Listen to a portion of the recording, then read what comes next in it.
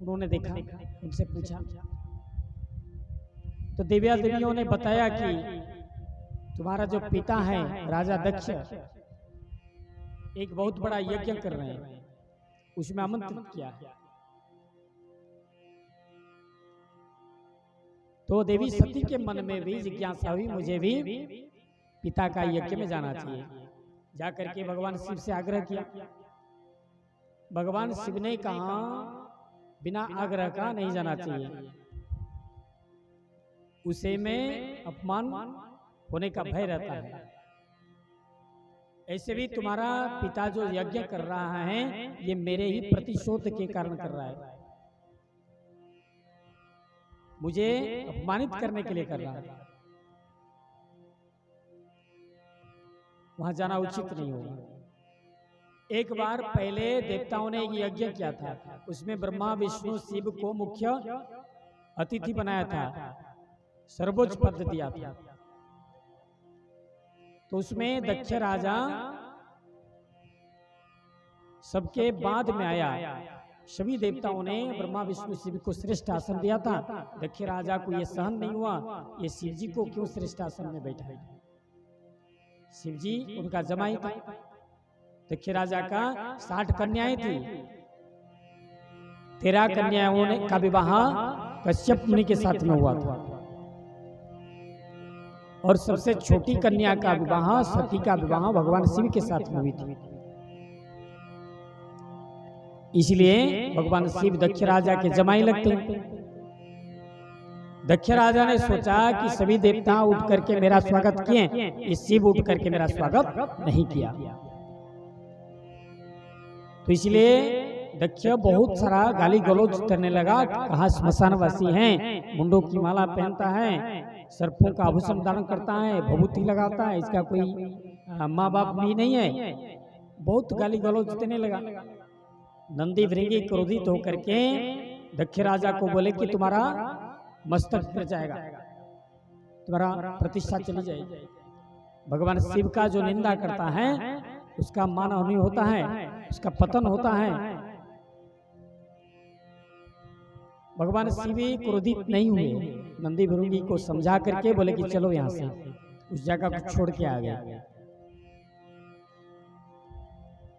दक्ष राजा को सोचना चाहिए कि ये जगत पिता माने सर्वशक्तिशाली हैं, चाहते तो दंड देते, लेकिन उन्होंने कुछ नहीं किया।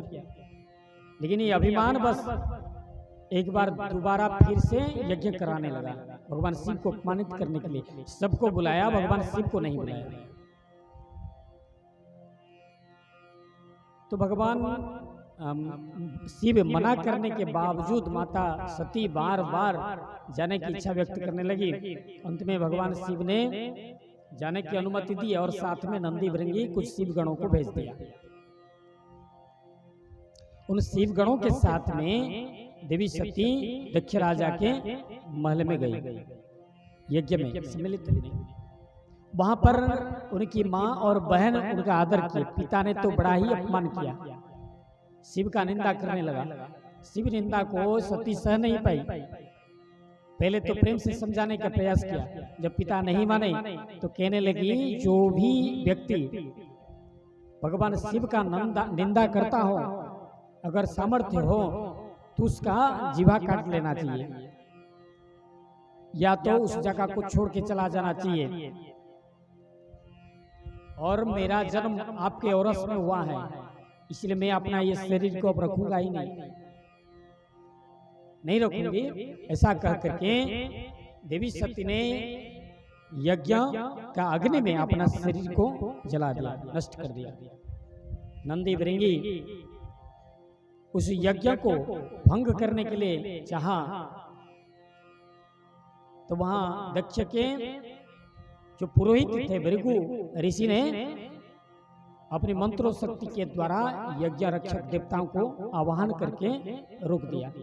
नंदी भृंगी आकर के सारी बात बताई भगवान शिव को। भगवान शिव क्रोधित होकर के अपनी जटा उखाड़ के धरती पर पटका। वीरभद्र की उत्पत्ति हुई। वीरभद्र महाकाली को साथ में लेकर के दक्ष राजा का यज्ञ को भस्म किया और दक्ष राजा की मस्तक को काट करके अग्नि में स्वाहा कर दिया। अब देवता लोगों को चिंता हुआ, यज्ञ तो अधूरा रह गया, पूरा नहीं हुआ। भगवान शिव अंत में आए और देवी सती का जला हुआ शरीर को लेकर के विषाद ग्रस्त होकर के आकाश मार्ग में भ्रमण करने लगे। सभी देवताओं को चिंता हुआ, भगवान शिव अगर इस प्रकार दुखी होकर के बेहोशी अवस्था में रहेंगे, इस सृष्टि का प्रलय आ जाएगा, सृष्टि में प्रलय आ जाएगी। भगवान विष्णु से प्रार्थना किया, भगवान विष्णु आए, सुदर्शन चक्र के द्वारा देवी सती का शरीर को टुकड़ा टुकड़ा करके पूरा पृथ्वी में डाले।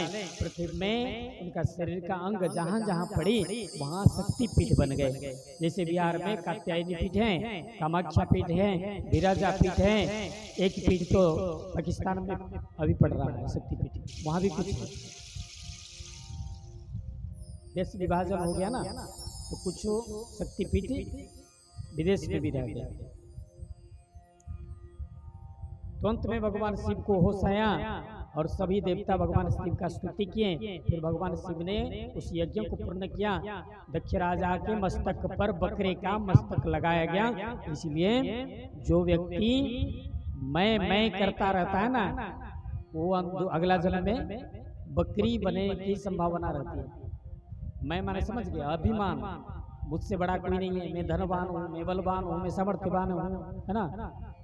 ऐसा जो करता है, मैं करता है, तो दक्ष राजा की स्थिति उसको होती है, उसका मान हानि होती है, उसका प्रतिष्ठा का हानि होती है, उसका मस्तक का हानि हो जाता है, पशु योनि में चला जाता है, पशु स्तर में चला जाता है। अंत में बकरे का मस्तक लगाया। अब दक्ष राजा को बड़ा पश्चाताप हुआ, भगवान का शरण में आया, बोले क्षमा कर दें प्रभु। तो यज्ञ को भगवान शिव के आशीर्वाद से सफलता पूर्वक संपन्न किया गया।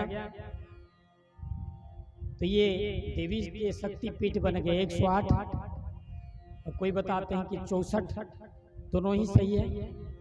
108 शक्ति पीठ पूरे भारतवर्ष में है। इस प्रकार शक्ति पीठों की निर्माण हुई। भगवान शिव से शक्ति का वियोग हो गया, देवी सती का। फिर देवी सती अगला जन्म में हिमालय की पुत्री पार्वती बन करके आई।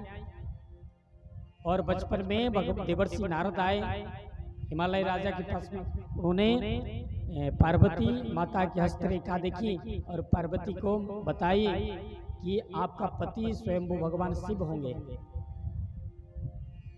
माता पार्वती ये बात सुन करके बचपन से ही भगवान शिव का आराधना करने लगी, तपस्या करने लगी। अंत में तपस्या से प्रसन्न होकर के भगवान शिव वरदान दिया, पति बनने के लिए वरदान दिए। अंत में भगवान शिव ने सप्तर्षियों को मध्यस्थी बना के भेजा दक्ष राजा के पास। फिर तो वैदिक विधि विधान से विवाह हुई। भगवान शिव जो है बारात लेके आते हैं भूत प्रेतों का, तो हम बड़ा उस पर एक भजन सुन लेते हैं।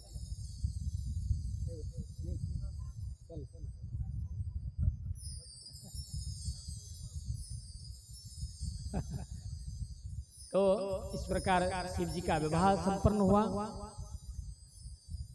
माता पार्वती के साथ में शिव विवाह करना जरूर था। इसके बाद में फिर हम लोग राम जन्मोत्सव, कृष्ण जन्मोत्सव सभी मनाएंगे। अब ये मेरा